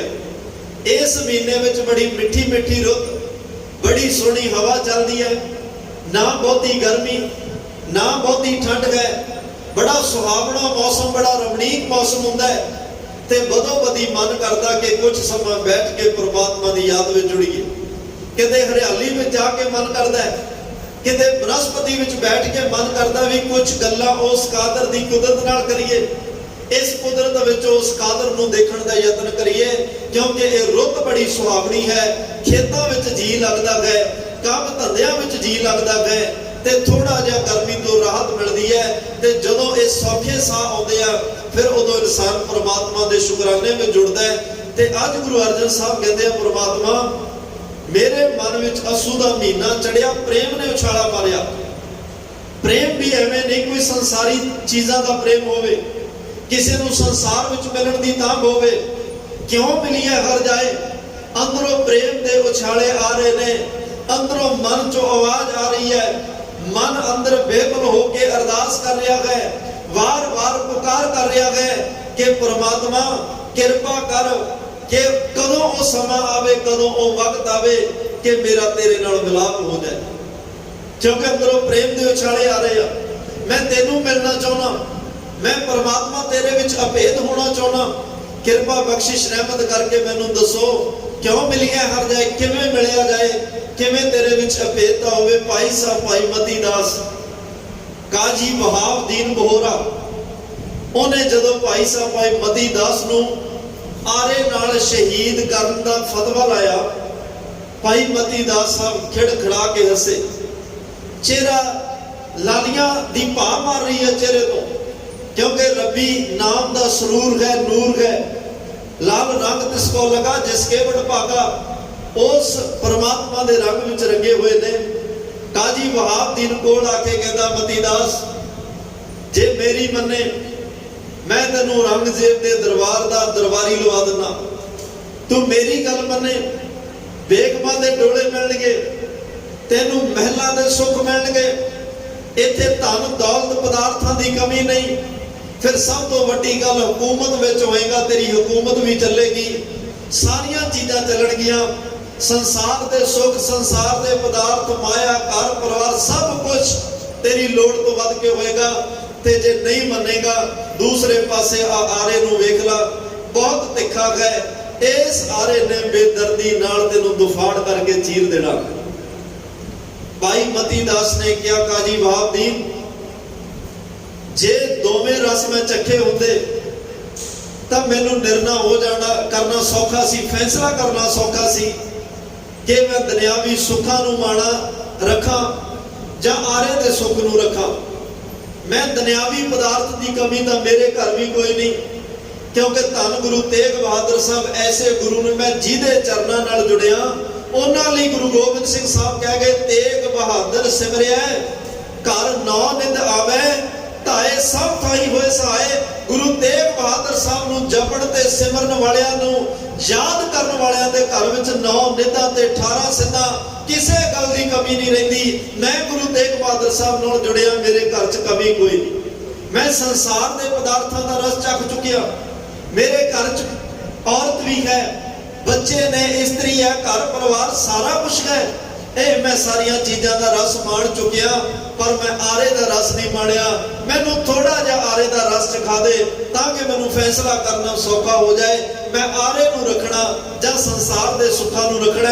ਤੇ ਜਦੋਂ ਕਾਜੀ ਵਹਾਬਦੀਨ ਬੋਹਰਾ ਨੇ ਗੱਲ ਸੁਣੀ, ਇੰਨੀ ਦ੍ਰਿੜਤਾ ਵਾਲੇ ਬਚਨ ਸੁਣੇ, ਉਸੇ ਵੇਲੇ ਨੇ ਕਾਜੀ ਨੂੰ ਹੁਕਮ ਕੀਤਾ ਜਲਾਦ ਨੂੰ ਕਿ ਇਹਨੂੰ ਆਰੇ ਨਾਲ ਚੀਰ ਦਿੱਤਾ ਜਾਏ। ਭਾਈ ਮਤੀ ਦਾਸ ਨੂੰ ਪੁੱਛਿਆ ਵੀ ਅੰਤਮ ਇੱਛਾ, ਜਿਹਨੂੰ ਕਤਲ ਕੀਤਾ ਜਾਂਦਾ ਅੰਤਮ ਇੱਛਾ ਪੁੱਛੀ ਜਾਂਦੀ ਹੈ, ਕੋਈ ਆਖਰੀ ਇੱਛਾ ਹੈ ਤਾਂ ਦੱਸ। ਭਾਈ ਸਾਹਿਬ ਭਾਈ ਮਤੀ ਦਾਸ ਨੇ ਕਿਹਾ, ਇੱਕੋ ਹੀ ਇੱਛਾ ਹੈ, ਮੈਂ ਗੁਰਮੁਖ ਹਾਂ। ਗੁਰਮੁਖ ਦੇ ਅਰਥ ਨੇ ਜਿਹੜਾ ਗੁਰੂ ਵੱਲ ਮੁਖ ਕਰਕੇ ਰਹਿੰਦਾ ਹੈ, ਗੁਰੂ ਵੱਲ ਮੁਖ ਕਰਕੇ ਜਿਉਂਦਾ ਹੈ। ਤੇ ਮੈਂ ਮਨਮੁਖ ਨਹੀਂ ਬਣਿਆ ਤੇ ਨਾ ਮੈਂ ਬਣਨਾ ਚਾਹੁੰਦਾ। ਅੰਤਲਾ ਸਮਾਂ ਵੀ ਮੈਂ ਚਾਹੁੰਦਾ ਗੁਰਮੁਖ ਬਣ ਕੇ ਹੀ ਪਰਮਾਤਮਾ ਦੇ ਘਰ ਵਿੱਚ ਜਾਵਾਂ।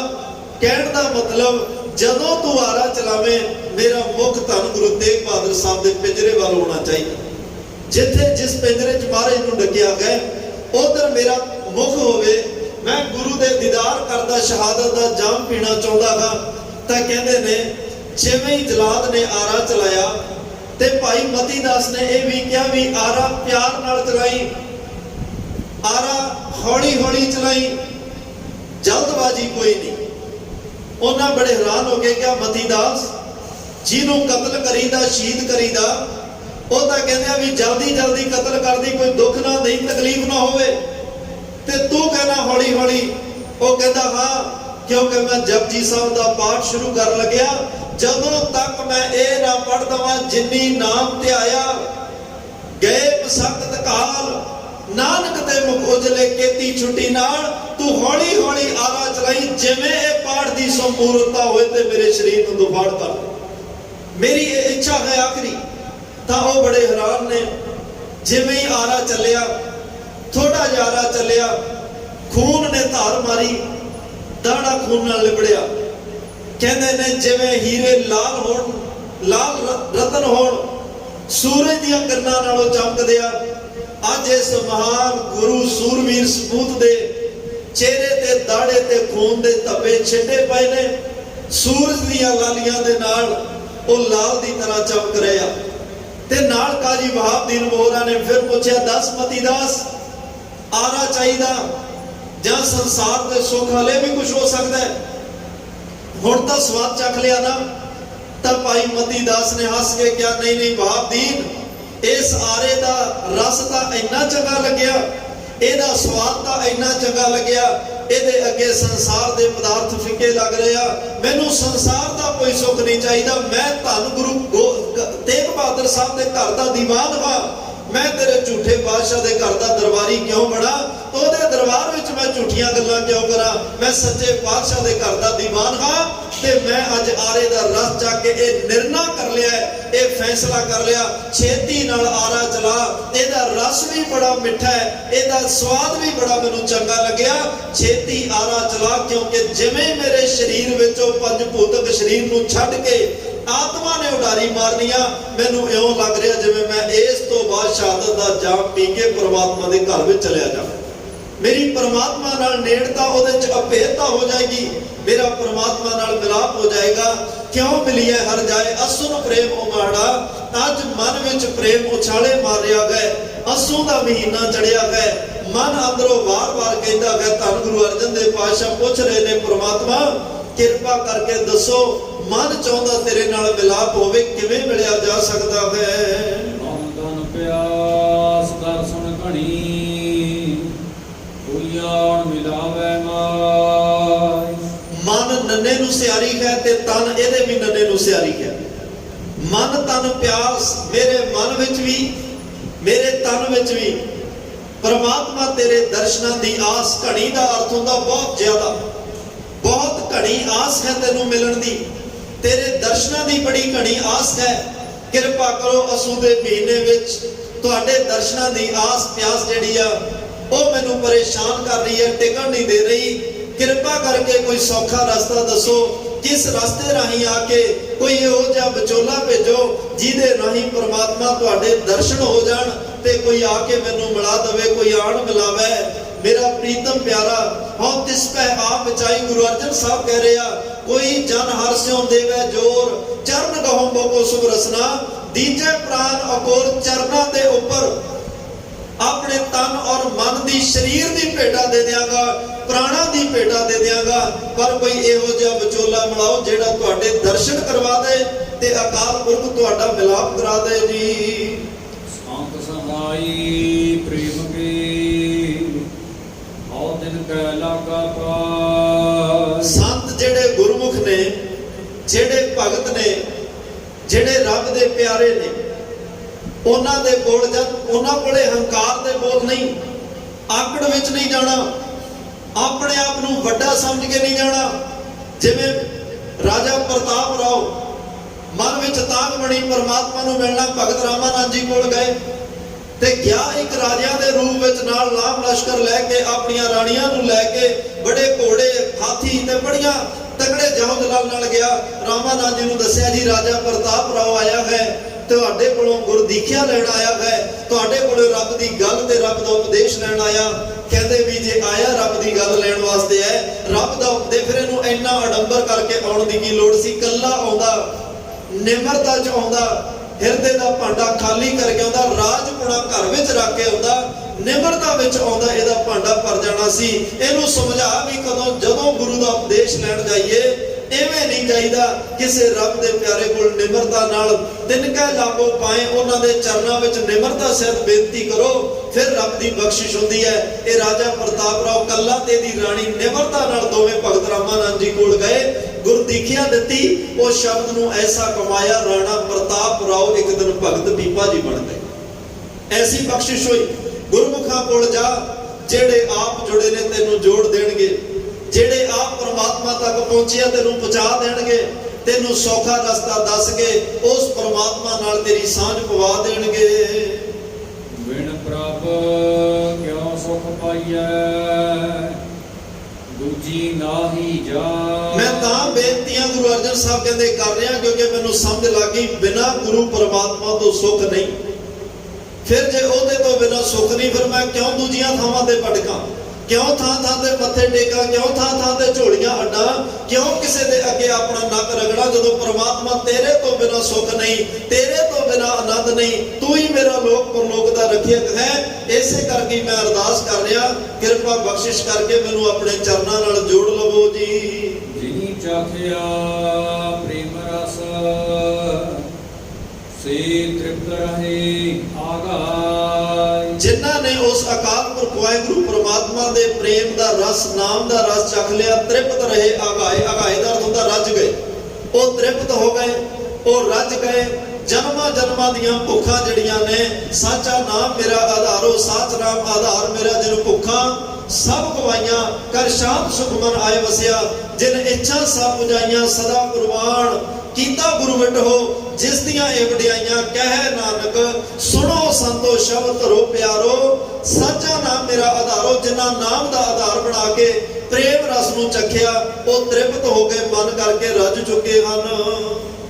ਆਪ ਤਿਆਗ ਬੇਨਤੀ ਕਰਹਿ, ਲਿਹੂ ਪ੍ਰਭੂ ਲੜ ਲਾ। ਦੇ ਚਰਨਾਂ ਵਿੱਚ ਆਪਣਾ ਆਪ ਤਿਆਗ ਕੇ, ਆਪਣੀ ਹਉਮੈ ਹੰਗਤਾ ਹੰਕਾਰ ਨੂੰ ਤਿਆਗ ਕੇ, ਬੜੀ ਨਿਮਰਤਾ ਦੇ ਵਿੱਚ ਉਹਦਾ ਦਾਸ ਬਣ ਕੇ, ਯਕ ਅਰਜ ਗੁਫਤਮ ਪੇਸ਼ ਤੋਂ ਦਰਗੋਸ ਕੁਨ ਕਰਤਾਰ, ਬੜੀ ਨਿਮਰਤਾ ਨਾਲ ਅਰਦਾਸ ਕਰ। ਰੱਬ ਕੰਨ ਲਾ ਕੇ ਸੁਣਦਾ ਹੈ, ਰੱਬ ਧਿਆਨ ਨਾਲ ਸੁਣਦਾ ਹੈ। ਆਪਣਾ ਆਪ ਗਵਾ ਕੇ ਪ੍ਰੇਮ ਵਿੱਚ ਉਹਨੂੰ ਸਮਰਪਣ ਕਰਕੇ ਅਰਦਾਸ ਕਰੋ। ਆਪ ਲਿਓ ਲੜ ਲਾਏ ਪਰਮਾਤਮਾ ਫਿਰ ਕਿਰਪਾ ਕਰੇਗਾ। ਲਿਓ ਪ੍ਰਭੂ ਲੜ ਲਾਏ।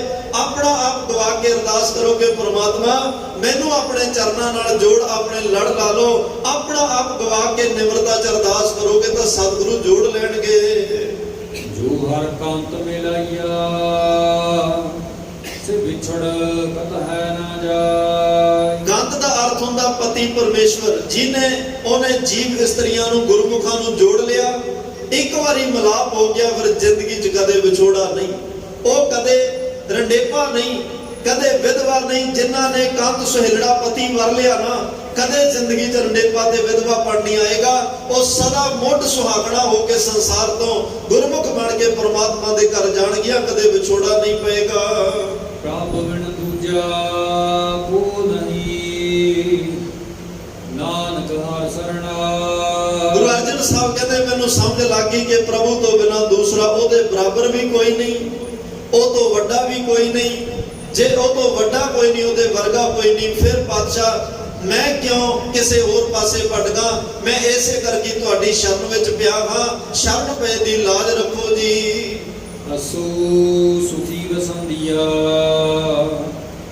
ਜਿਨਾ ਮਾਇਆ ਹਰਿ ਰਾਮ। ਅਸੂ ਦੇ ਮਹੀਨੇ ਵਿੱਚ ਉਹੀ ਜੀਵ ਰੂਪ ਇਸਤਰੀਆਂ ਸੌਖੀਆਂ ਹਨ। ਉਹੀ ਸੁਖ ਦੀ, ਉਸ ਆਨੰਦ ਦੀਆਂ ਘੜੀਆਂ ਨੂੰ ਮਾਣਦੀਆਂ ਨੇ ਜਿਨ੍ਹਾਂ ਮਾਇਆ ਦਾ ਅਰਥ ਹੁੰਦਾ ਕਿਰਪਾ। ਮਾਇਆ ਜੋੜਦੀ ਹੈ ਤੇ ਮਾਇਆ ਤੋੜਦੀ ਹੈ। ਇੱਕ ਕੰਨੇ ਦਾ ਫਰਕ ਹੈ ਜੀ। ਮਾਇਆ ਕਿਰਪਾ ਹੈ, ਮਾਇਆ ਜੋੜਦੀ ਹੈ ਤੇ ਮਾਇਆ ਤੋੜਦੀ ਹੈ। ਜਿਨ੍ਹਾਂ ਤੇ ਪ੍ਰਮਾਤਮਾ ਦੀ ਕਿਰਪਾ, ਮਾਇਆ ਹੋ ਗਈ, ਬਖਸ਼ਿਸ਼ ਹੋ ਗਈ, ਕਿਰਪਾ ਕਰਕੇ ਅਸੂ ਦੇ ਮਹੀਨੇ ਵਿੱਚ ਜਿਨ੍ਹਾਂ ਨੇ ਪ੍ਰਮਾਤਮਾ ਨੇ ਆਪਣੇ ਆਪ ਨਾਲ ਜੋੜ ਲਿਆ, ਉਹਨਾਂ ਦਾ ਇਹ ਅਸੂ ਮਹੀਨਾ ਸੁੱਖਾਂ ਸਹਿਤ ਬਤੀਤ ਹੋਏਗਾ। ਕਦੇ ਵਿਛੋੜਾ ਨਹੀਂ, ਕਦੇ ਯਤੀਮ ਨਹੀਂ, ਕਦੇ ਅਨਾਥ ਨਹੀਂ, ਕਦੇ ਵਿਧਵਾ ਨਹੀਂ, ਕਦੇ ਰੰਡੇਪਾ ਨਹੀਂ। ਕਦੇ ਵਿਛੋੜਾ ਤਾਂ ਹੈ ਹੀ ਨਹੀਂ। ਜਿਹੜੇ ਜੁੜ ਗਏ, ਜੁੜਨ ਦੇ ਵੱਲ ਤੁਰ ਪਏ ਤੇ ਯਤਨ ਕੀਤਾ, ਕੋਸ਼ਿਸ਼ ਕੀਤੀ, ਇੱਕ ਦਿਨ ਅਰਦਾਸਾਂ ਕਰਕੇ, ਨਾਮ ਜਪ ਕੇ, ਸੇਵਾ ਕਰਕੇ, ਚੰਗੇ ਕਰਮ ਕਰਕੇ ਪਰਮਾਤਮਾ ਤੱਕ ਪਹੁੰਚ ਜਾਂਦੇ ਨੇ। ਤੋਂ ਅੱਜ ਅਸੂ ਦਾ ਮਹੀਨਾ ਪ੍ਰਾਰੰਭ ਹੈ।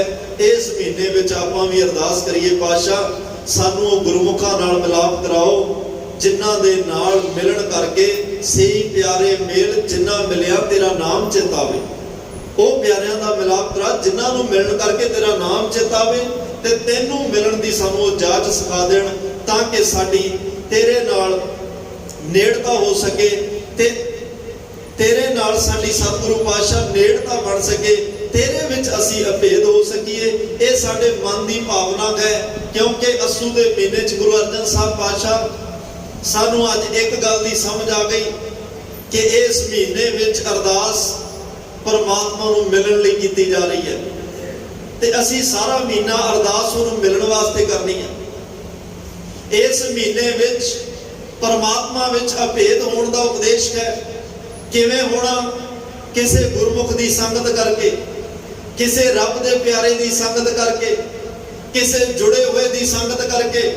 ਕਿਉਂਕਿ ਜੁੜਿਆ ਹੋਇਆ ਹੀ ਜੋੜ ਸਕਦਾ ਹੈ। ਟੁੱਟਿਆ ਹੋਇਆ ਆਪ ਹੀ ਟੁੱਟਿਆ ਤੇ ਹੋਰਾਂ ਨੂੰ ਵੀ ਤੋੜ ਜਾਏਗਾ। ਜਿਹੜਾ ਆਪ ਜੁੜਿਆ ਹੈ ਉਹ ਜੁੜਿਆ ਹੋਇਆ ਹੋਰਾਂ ਨੂੰ ਵੀ ਜੋੜ ਜਾਏਗਾ।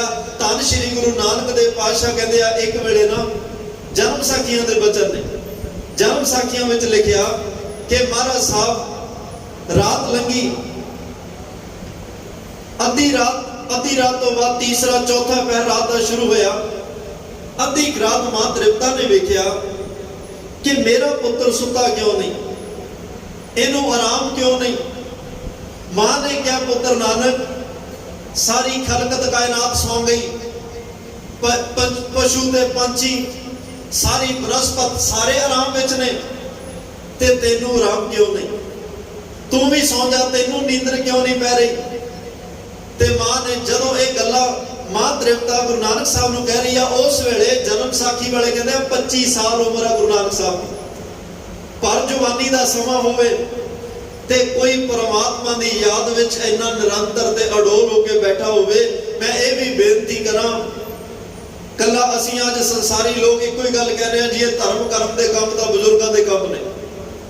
ਅੱਜ ਕਿਸੇ ਜਵਾਨ ਨੂੰ ਕਹੋ, ਉਹ ਕਹਿੰਦਾ ਜੀ ਨਹੀਂ ਹਜੇ ਉਮਰ ਨਹੀਂ, ਜੇ ਖਾਣ ਪੀਣ ਦੀ ਉਮਰ ਹੈ, ਜਦੋਂ ਸਮਾਂ ਆਏਗਾ ਅਸੀਂ ਕਰ ਲਾਂਗੇ, ਧਰਮ ਵੀ ਕਮਾ ਲਾਂਗੇ। ਜੇ ਸਮਾਂ ਨਹੀਂ, ਉਹ ਸਮਾਂ ਬਜ਼ੁਰਗੀ ਨੂੰ ਸਮਝਦੇ ਆ ਕਿ ਇਹ ਬਜ਼ੁਰਗੀ ਵਿੱਚ ਹੀ ਰੱਬ ਦਾ ਨਾਮ ਜਪਿਆ ਜਾਂਦਾ, ਬਜ਼ੁਰਗੀ ਵਿੱਚ ਹੀ ਪਰਮਾਤਮਾ ਦੇ ਘਰ ਵਿੱਚ ਜਾਇਆ ਜਾਂਦਾ ਹੈ, ਬਜ਼ੁਰਗੀ ਵਿੱਚ ਹੀ ਲੋਕ ਕੋਈ ਅੰਮ੍ਰਿਤ ਛਕ ਕੇ, ਕਿਉਂਕਿ ਉਹਨੇ ਸਾਰਾ ਕੁਝ ਸੰਸਾਰ ਦਾ ਖਾ ਪੀ ਹੰਢਾ ਲਿਆ ਹੁੰਦਾ। ਇਹ ਸਾਡੀ ਸੋਚ ਹੈ। ਪਰ ਗੁਰਮਤਿ ਦੇ ਵਰਗਿਆਂ ਨੂੰ ਫਰੋੜ ਕੇ ਵੇਖੋ, ਇੱਥੇ ਬਚਪਨ ਵੀ ਪ੍ਰਵਾਨ ਹੈ। ਗੁਰਮਤਿ ਦੇ ਪੰਨੇ ਪੜ੍ਹ ਕੇ ਵੇਖੋ, ਇੱਥੇ ਜਵਾਨੀ ਵੀ ਪ੍ਰਵਾਨ ਹੈ। ਗੁਰਮਤਿ ਦੇ ਪੰਨੇ ਪੜ੍ਹ ਕੇ ਵੇਖੋ, ਇੱਥੇ ਬਜ਼ੁਰਗੀ ਵੀ ਪਰਮਾਤਮਾ ਦੇ ਉੱਪਰ ਦੀ ਵਾਰੀ ਜਾਂਦੀ ਹੈ। ਇੱਥੇ ਬਜ਼ੁਰਗੀ ਵੀ ਧਰਮ ਉੱਪਰ ਦੀ ਵਾਰੀ ਜਾਂਦੀ ਹੈ। ਇੱਕ ਇੱਕ ਗੱਲ ਗੁਰੂ ਪਾਤਸ਼ਾਹ ਨੇ ਆਪਣੇ ਆਪ ਤੇ, ਆਪਣੇ ਪਰਿਵਾਰਾਂ ਤੇ ਹਟਾ ਕੇ ਦੁਨੀਆ ਦੇ ਸਾਹਮਣੇ ਇੱਕ ਲਾਜਵਾਬ ਮਿਸਾਲਾਂ ਉਦਾਹਰਨਾਂ ਰੱਖ ਦਿੱਤੀਆਂ। ਜਿਹੋ ਜਿਹੀਆਂ ਉਦਾਹਰਨਾਂ ਜਿਹੜੀਆਂ ਮਿਸਾਲਾਂ ਕਿਸੇ ਹੋਰ ਧਰਮ ਕੋਲ ਨਹੀਂ। ਆਪਾਂ ਕਿਸੇ ਨੂੰ ਵੱਡਾ ਛੋਟਾ ਨਹੀਂ ਕਰ ਰਹੇ, ਪਰ ਉਹਦੇ ਪੈਰਲਲ ਛੋਟੇ ਸਾਹਿਬਜ਼ਾਦੇ ਦੀਵਾਰਾਂ ਵਿੱਚ ਖੜ ਕੇ ਆਪਣਾ ਆਪ ਮਾਰ ਕੇ ਕੋਈ ਮਿਸਾਲ ਕਿਸੇ ਧਰਮ ਦੀ ਹੈ ਜੀ? ਕਿਸੇ ਹੋਰ ਧਰਮ ਨਾਲ ਤੁਸੀਂ ਤੁਲਨਾ ਕਰ ਸਕਦੇ ਹੋ? ਤੁਲਨਾਤਮਕ ਅਧਿਐਨ ਵਿੱਚ ਵੀ ਕੁਝ ਨਹੀਂ ਆਉਂਦਾ। ਪਰ ਉਹ ਬਚਪਨ ਸੀ। ਅੱਜ ਬਚਪਨ ਵੀ ਮਹਾਰਾਜ ਨੇ ਦੱਸ ਦਿੱਤਾ, ਭਾਈ ਇਸ ਗੱਲ ਤੋਂ ਕਹਿ ਕੇ ਭੱਜੀਏ ਨਾ ਜ਼ਿੰਮੇਵਾਰੀ ਤੋਂ ਕਿ ਜੀ ਹਲੇ ਬੱਚਾ ਹੈ, ਬੱਚੇ ਨੂੰ ਕੀ ਗੁਰਮਤਿ ਦਾ ਪਤਾ, ਬੱਚੇ ਨੂੰ ਕੀ ਗੁਰਬਾਣੀ ਦਾ ਪਤਾ, ਬੱਚੇ ਨੂੰ ਕੀ ਇਤਿਹਾਸ ਦਾ ਪਤਾ। ਜੇ ਬੱਚੇ ਨੂੰ ਧਰਮ ਦਾ ਕੁਝ ਨਹੀਂ ਪਤਾ, ਫਿਰ ਉਹਨੂੰ ਸਕੂਲ ਦਾ ਵੀ ਕੁਝ ਨਹੀਂ ਪਤਾ, ਫਿਰ ਸਕੂਲ ਕਿਉਂ ਭੇਜਦੇ? ਜਦੋਂ ਵੱਡਾ ਹੋਏਗਾ, ਸਮਝਣ ਵਾਲਾ ਹੋਏਗਾ, ਤਾਂ ਭੇਜ ਦਿਓ।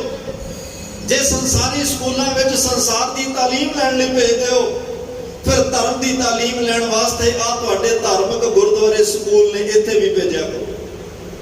ਬੱਚਿਆਂ ਦਾ ਉਹ ਬੇਸ ਬਣ ਰਿਹਾ, ਕੋਰੇ ਕਾਗਜ਼ ਨੇ। ਜੋ ਕੁਝ ਤੁਸੀਂ ਲਿਖ ਦੋਗੇ ਉਹ ਪੱਕਾ ਹੋ ਜਾਣਾ। ਉਹ ਇੱਕ ਦਿਨ ਸੁਭਾਅ ਬਣੇਗਾ, ਇੱਕ ਦਿਨ ਸੰਸਕਾਰ ਬਣ ਜਾਣਗੇ।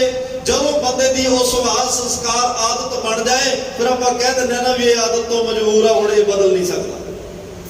ਪਰ ਉਹ ਸੁਭਾਅ ਤੁਹਾਨੂੰ ਬਣਾਉਣਾ ਪਏਗਾ। ਸਭ ਤੋਂ ਪਹਿਲੇ ਟੀਚਰ ਮਾਂ-ਬਾਪ ਨੇ ਬੱਚੇ ਦੇ। ਪਰ ਅੱਜ ਅਸੀਂ ਆਪਣੀ ਜ਼ਿੰਮੇਵਾਰੀ, ਜਿੱਥੇ ਮਾਂ ਨੇ ਖੁਰਾਕ ਦਾ ਧਿਆਨ, ਪੁਸ਼ਾਕ ਦਾ ਧਿਆਨ, ਉਹਦੀ ਸੰਗਤ, ਸੁਸਾਇਟੀ ਦਾ ਧਿਆਨ ਰੱਖਦੀ ਹੈ, ਉੱਥੇ ਮਾਂ ਨੂੰ ਦੇ ਧਰਮ ਦੇ ਫਰਜ਼ਾਂ ਦਾ ਵੀ ਧਿਆਨ ਰੱਖਣਾ ਚਾਹੀਦਾ। ਪਰ ਮਾਂ ਇਸ ਆਪਣੇ ਫਰਜ਼ ਤੋਂ ਕਈ ਵਾਰ ਭੱਜ ਜਾਂਦੀ ਹੈ। ਕਿਸੇ ਉਰਦੂ ਦੇ ਸ਼ਾਇਰ ਨੇ ਲਿਖਿਆ, ਤਿਫਲ ਸੇ ਬੂ ਆਏ ਕਿਆ ਮਾਂ ਬਾਪ ਕੇ ਕਿਰਦਾਰ ਕੀ। ਤਿਫਲ ਬੱਚੇ ਨੂੰ ਕਹਿੰਦੇ ਆ। ਬੱਚੇ ਦੇ ਜੀਵਨ ਚੋਂ ਇੱਕ ਮਾਂ ਬਾਪ ਦੇ ਸੰਸਕਾਰਾਂ ਦੀ ਖੁਸ਼ਬੂ ਕਿਵੇਂ ਆਵੇ? ਤਾਲੀਮ ਤੋਂ ਕਹਿਣ ਲੱਗੇ दूध तो डिब्बेगा, तालीम है सरकार की। ना मां तू दुध अपना दिता, दुध भी बाजारां चों डब्बियां वाला, ते ओनू तालीम भी सिक्ख्या दी ओनू सरकारां दी दे दित्ती। ना तू अपने संस्कार दिते, ना तू घर विचों खुराक दित्ती, फिर तेरी खुशबू, तेरे संस्कारां दी खुशबू किवें आ? कदे साडियां मावां जदों गर्भ विच बच्चा होना, किसे नाल बोलना नहीं, 10-10, 12-12, 13-13 पाठ सुखमनी साहब दे करने। क्योंकि जे मां दी खाधी हुई खुराक दा असर वो गर्भ च पए बच्चे ते जा रहा है, ते ओदी पढ़ी हुई बाणी दा असर भी ओदे मन ते जा रहा है। मावां साडियां बाणी पढ़दियां सन, बच्चे ने गर्भ च होना, सेवा करनी, सिमरन करना, परमात्मा दा शुकराना, किसी नूं माड़ा चंगा निंदे चुगली तो बचदियां सन कि जेड़ा साडे घर च आवे वो गुरसिख होवे, जेड़ा भी साडे घर च आवे वो बाणी पढ़न वाला होवे, जेड़ा साडे घर च आवे वो परमात्मा दी बंदगी करन वाला होवे, वो दानी होवे, वो भगत होवे, वो सूरमा होवे, वो दुनिया दा भला करन वाला ते मंगण वाला होवे, किसे दे घर उजाड़न वाला ना होवे। ये मावां दी इच्छा हुंदी सी। ते फिर ओह जे पुੱਤ भी जन्म लैंदे। मां जिस मां ने बाबा दीप सिंह नूं जन्म दिता, वो मां दा जीवन किड्डा उच्च पायदा होएगा। जिस मां ने भाई मनी सिंह नूं जन्म दिता, उस मां दा जीवन किड्डा उच्चा होएगा। जिस मां ने भाई तारू सिंह नूं जन्म दिता, उस मां दा जीवन किड्डा उच्च पायदा होएगा।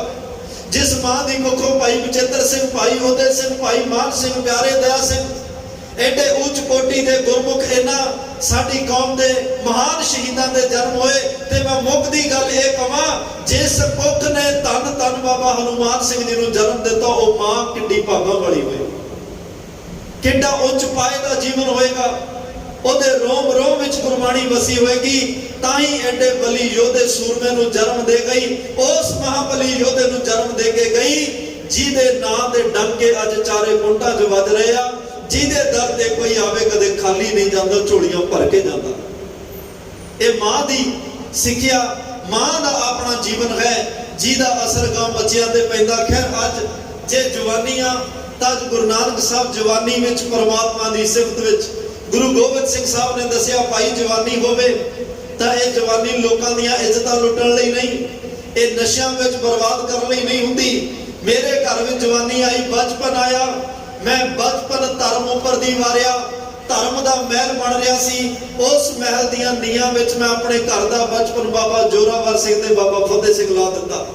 ਉਸ ਮਹਿਲ ਦੀਆਂ ਦੀਵਾਰਾਂ ਬਣਨ ਦੀ ਗੱਲ ਹੋਈ, ਮੈਂ ਸੋਚਿਆ ਵੀ ਇਹਦੀ ਛੱਤ, ਇਹਨੇ ਬੁਰਜ ਤੱਕ ਪਹੁੰਚਣਾ ਹੈ, ਇਹਦੀਆਂ ਦੀਵਾਰਾਂ ਕਿਤੇ ਕਮਜ਼ੋਰ ਨਾ ਰਹਿ ਜਾਣ।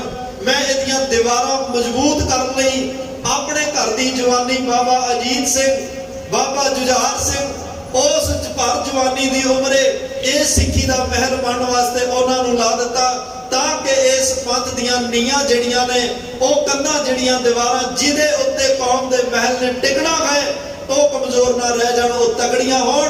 ਮੈਂ ਜਵਾਨੀ ਵੀ ਇਸ ਕੌਮ ਤੇ ਪੰਥ ਉੱਪਰ ਦੀ ਵਾਰ ਦਿੱਤੀ। ਮਹਾਰਾਜ ਕਹਿੰਦੇ ਮੇਰੇ ਘਰ 'ਚ ਬਜ਼ੁਰਗੀ ਆਈ, 84 ਸਾਲ ਦੀ ਮੇਰੀ ਮਾਂ ਸੀ, ਮਾਤ ਗੁਜ਼ਰੀ। ਮੈਂ ਸੋਚਿਆ ਵੀ ਇਹ ਕੌਮ ਠੰਡੇ ਬੁਰਜ ਬਣਾ ਲਏ, ਮੈਂ ਸੋਚਿਆ ਇਹ ਕੌਮ ਉੱਚੇ ਬੁਰਜਾਂ ਅਟਾਰੀਆਂ ਤੱਕ ਪਹੁੰਚ ਜਾਏ।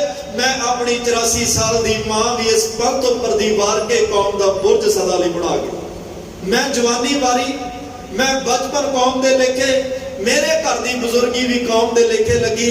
ਅੱਜ ਮਹਾਰਾਜ 25 ਸਾਲ ਦੀ ਉਮਰ 'ਚ ਬੈਠੇ ਆ। ਮਾਂ ਨੇ ਕਿਹਾ ਨਾਨਕ ਸੌਂ ਜਾ, ਦੁਨੀਆ ਸੌਂ ਗਈ, ਤੇ ਜਗ ਨੂੰ ਪੰਬੀਹਾ ਬੋਲਿਆ। ਤੇ ਉਸੇ ਵੇਲੇ ਮਾਂ ਨੂੰ ਕਿਹਾ ਨਹੀਂ ਨਹੀਂ ਮਾਂ, ਤੈਨੂੰ ਭੁਲੇਖਾ ਲੱਗ ਗਿਆ, ਕਿੱਥੇ ਸਾਰੇ ਸੁੱਤੇ ਆ, ਆ ਬੰਬੀਹਾ ਵੇਖ ਵਿਚਾਰਾ ਪ੍ਰਮਾਤਮਾ ਨਾਲੋਂ ਵਿਛੜਿਆ ਕਿਵੇਂ ਰੋ ਰਿਹਾ ਹੈ, ਕਿਵੇਂ ਬਿਲਕ ਰਿਹਾ ਹੈ। ਬੰਬੀਹਾ ਅੰਮ੍ਰਿਤ ਵੇਲੇ ਬੋਲਿਆ ਤੇ ਮਹਾਰਾਜ ਸਾਹਿਬ ਦੇ ਬਚਨ ਨੇ, ਰੈਣ ਬੰਬੀਹਾ ਬੋਲਿਓ ਮੇਰੀ ਮਾਈ, ਆ ਵੇਖ ਮਾਂ, ਅਜੇ ਰਾਤ ਹੈ, ਤੂੰ ਕਹਿੰਦੀਆਂ ਲੋਕ ਸੌਂ ਗਏ, ਬਨਸਪਤੀ ਸੌਂ ਗਈ, ਮਨੁੱਖਤਾ ਸੌਂ ਗਈ, ਕਾਇਨਾਤ ਸੌਂ ਗਈ, ਪੰਛੀ ਸੌਂ ਗਏ, अब ਬੰਬੀਹਾ ਤਾਂ ਸੁੱਤਾ ਨਹੀਂ। ਇਹ ਤਾਂ ਕਿਸੇ ਨੂੰ ਮਿਲਣ ਦੀ ਆਸ ਲੈ ਕੇ ਅੱਜ ਵੀ ਬੋਲ ਰਿਹਾ ਹੈ, ਕੂਕ ਰਿਹਾ ਹੈ। ਜੇ ਇੱਕ ਬੰਬੀਹੇ ਦਾ ਵਿਛੋੜਾ ਗਏ, ਵਿਛੋੜੇ ਵਿੱਚ ਬਿਲਕ ਰਿਹਾ ਤੇ ਉੱਚੀ ਉੱਚੀ ਪੁਕਾਰਾ ਕਰ ਰਿਹਾ, ਮੈਂ ਵੀ ਤਾਂ ਪਰਮਾਤਮਾ ਨੂੰ ਮਿਲਣਾ ਚਾਹੁੰਦਾ। ਮੈਂ ਉਸ ਪਰਮਾਤਮਾ ਨੂੰ ਮਿਲਣ ਵਾਸਤੇ ਆਪਣੀ ਰਾਤ, ਇਸ ਰਾਤ ਵਿੱਚ ਪਰਮਾਤਮਾ ਨੂੰ ਧਿਆਰਿਆ। ਉਹਨਾਂ ਕਿਹਾ ਰੈਣ ਬੰਬੀਹਾ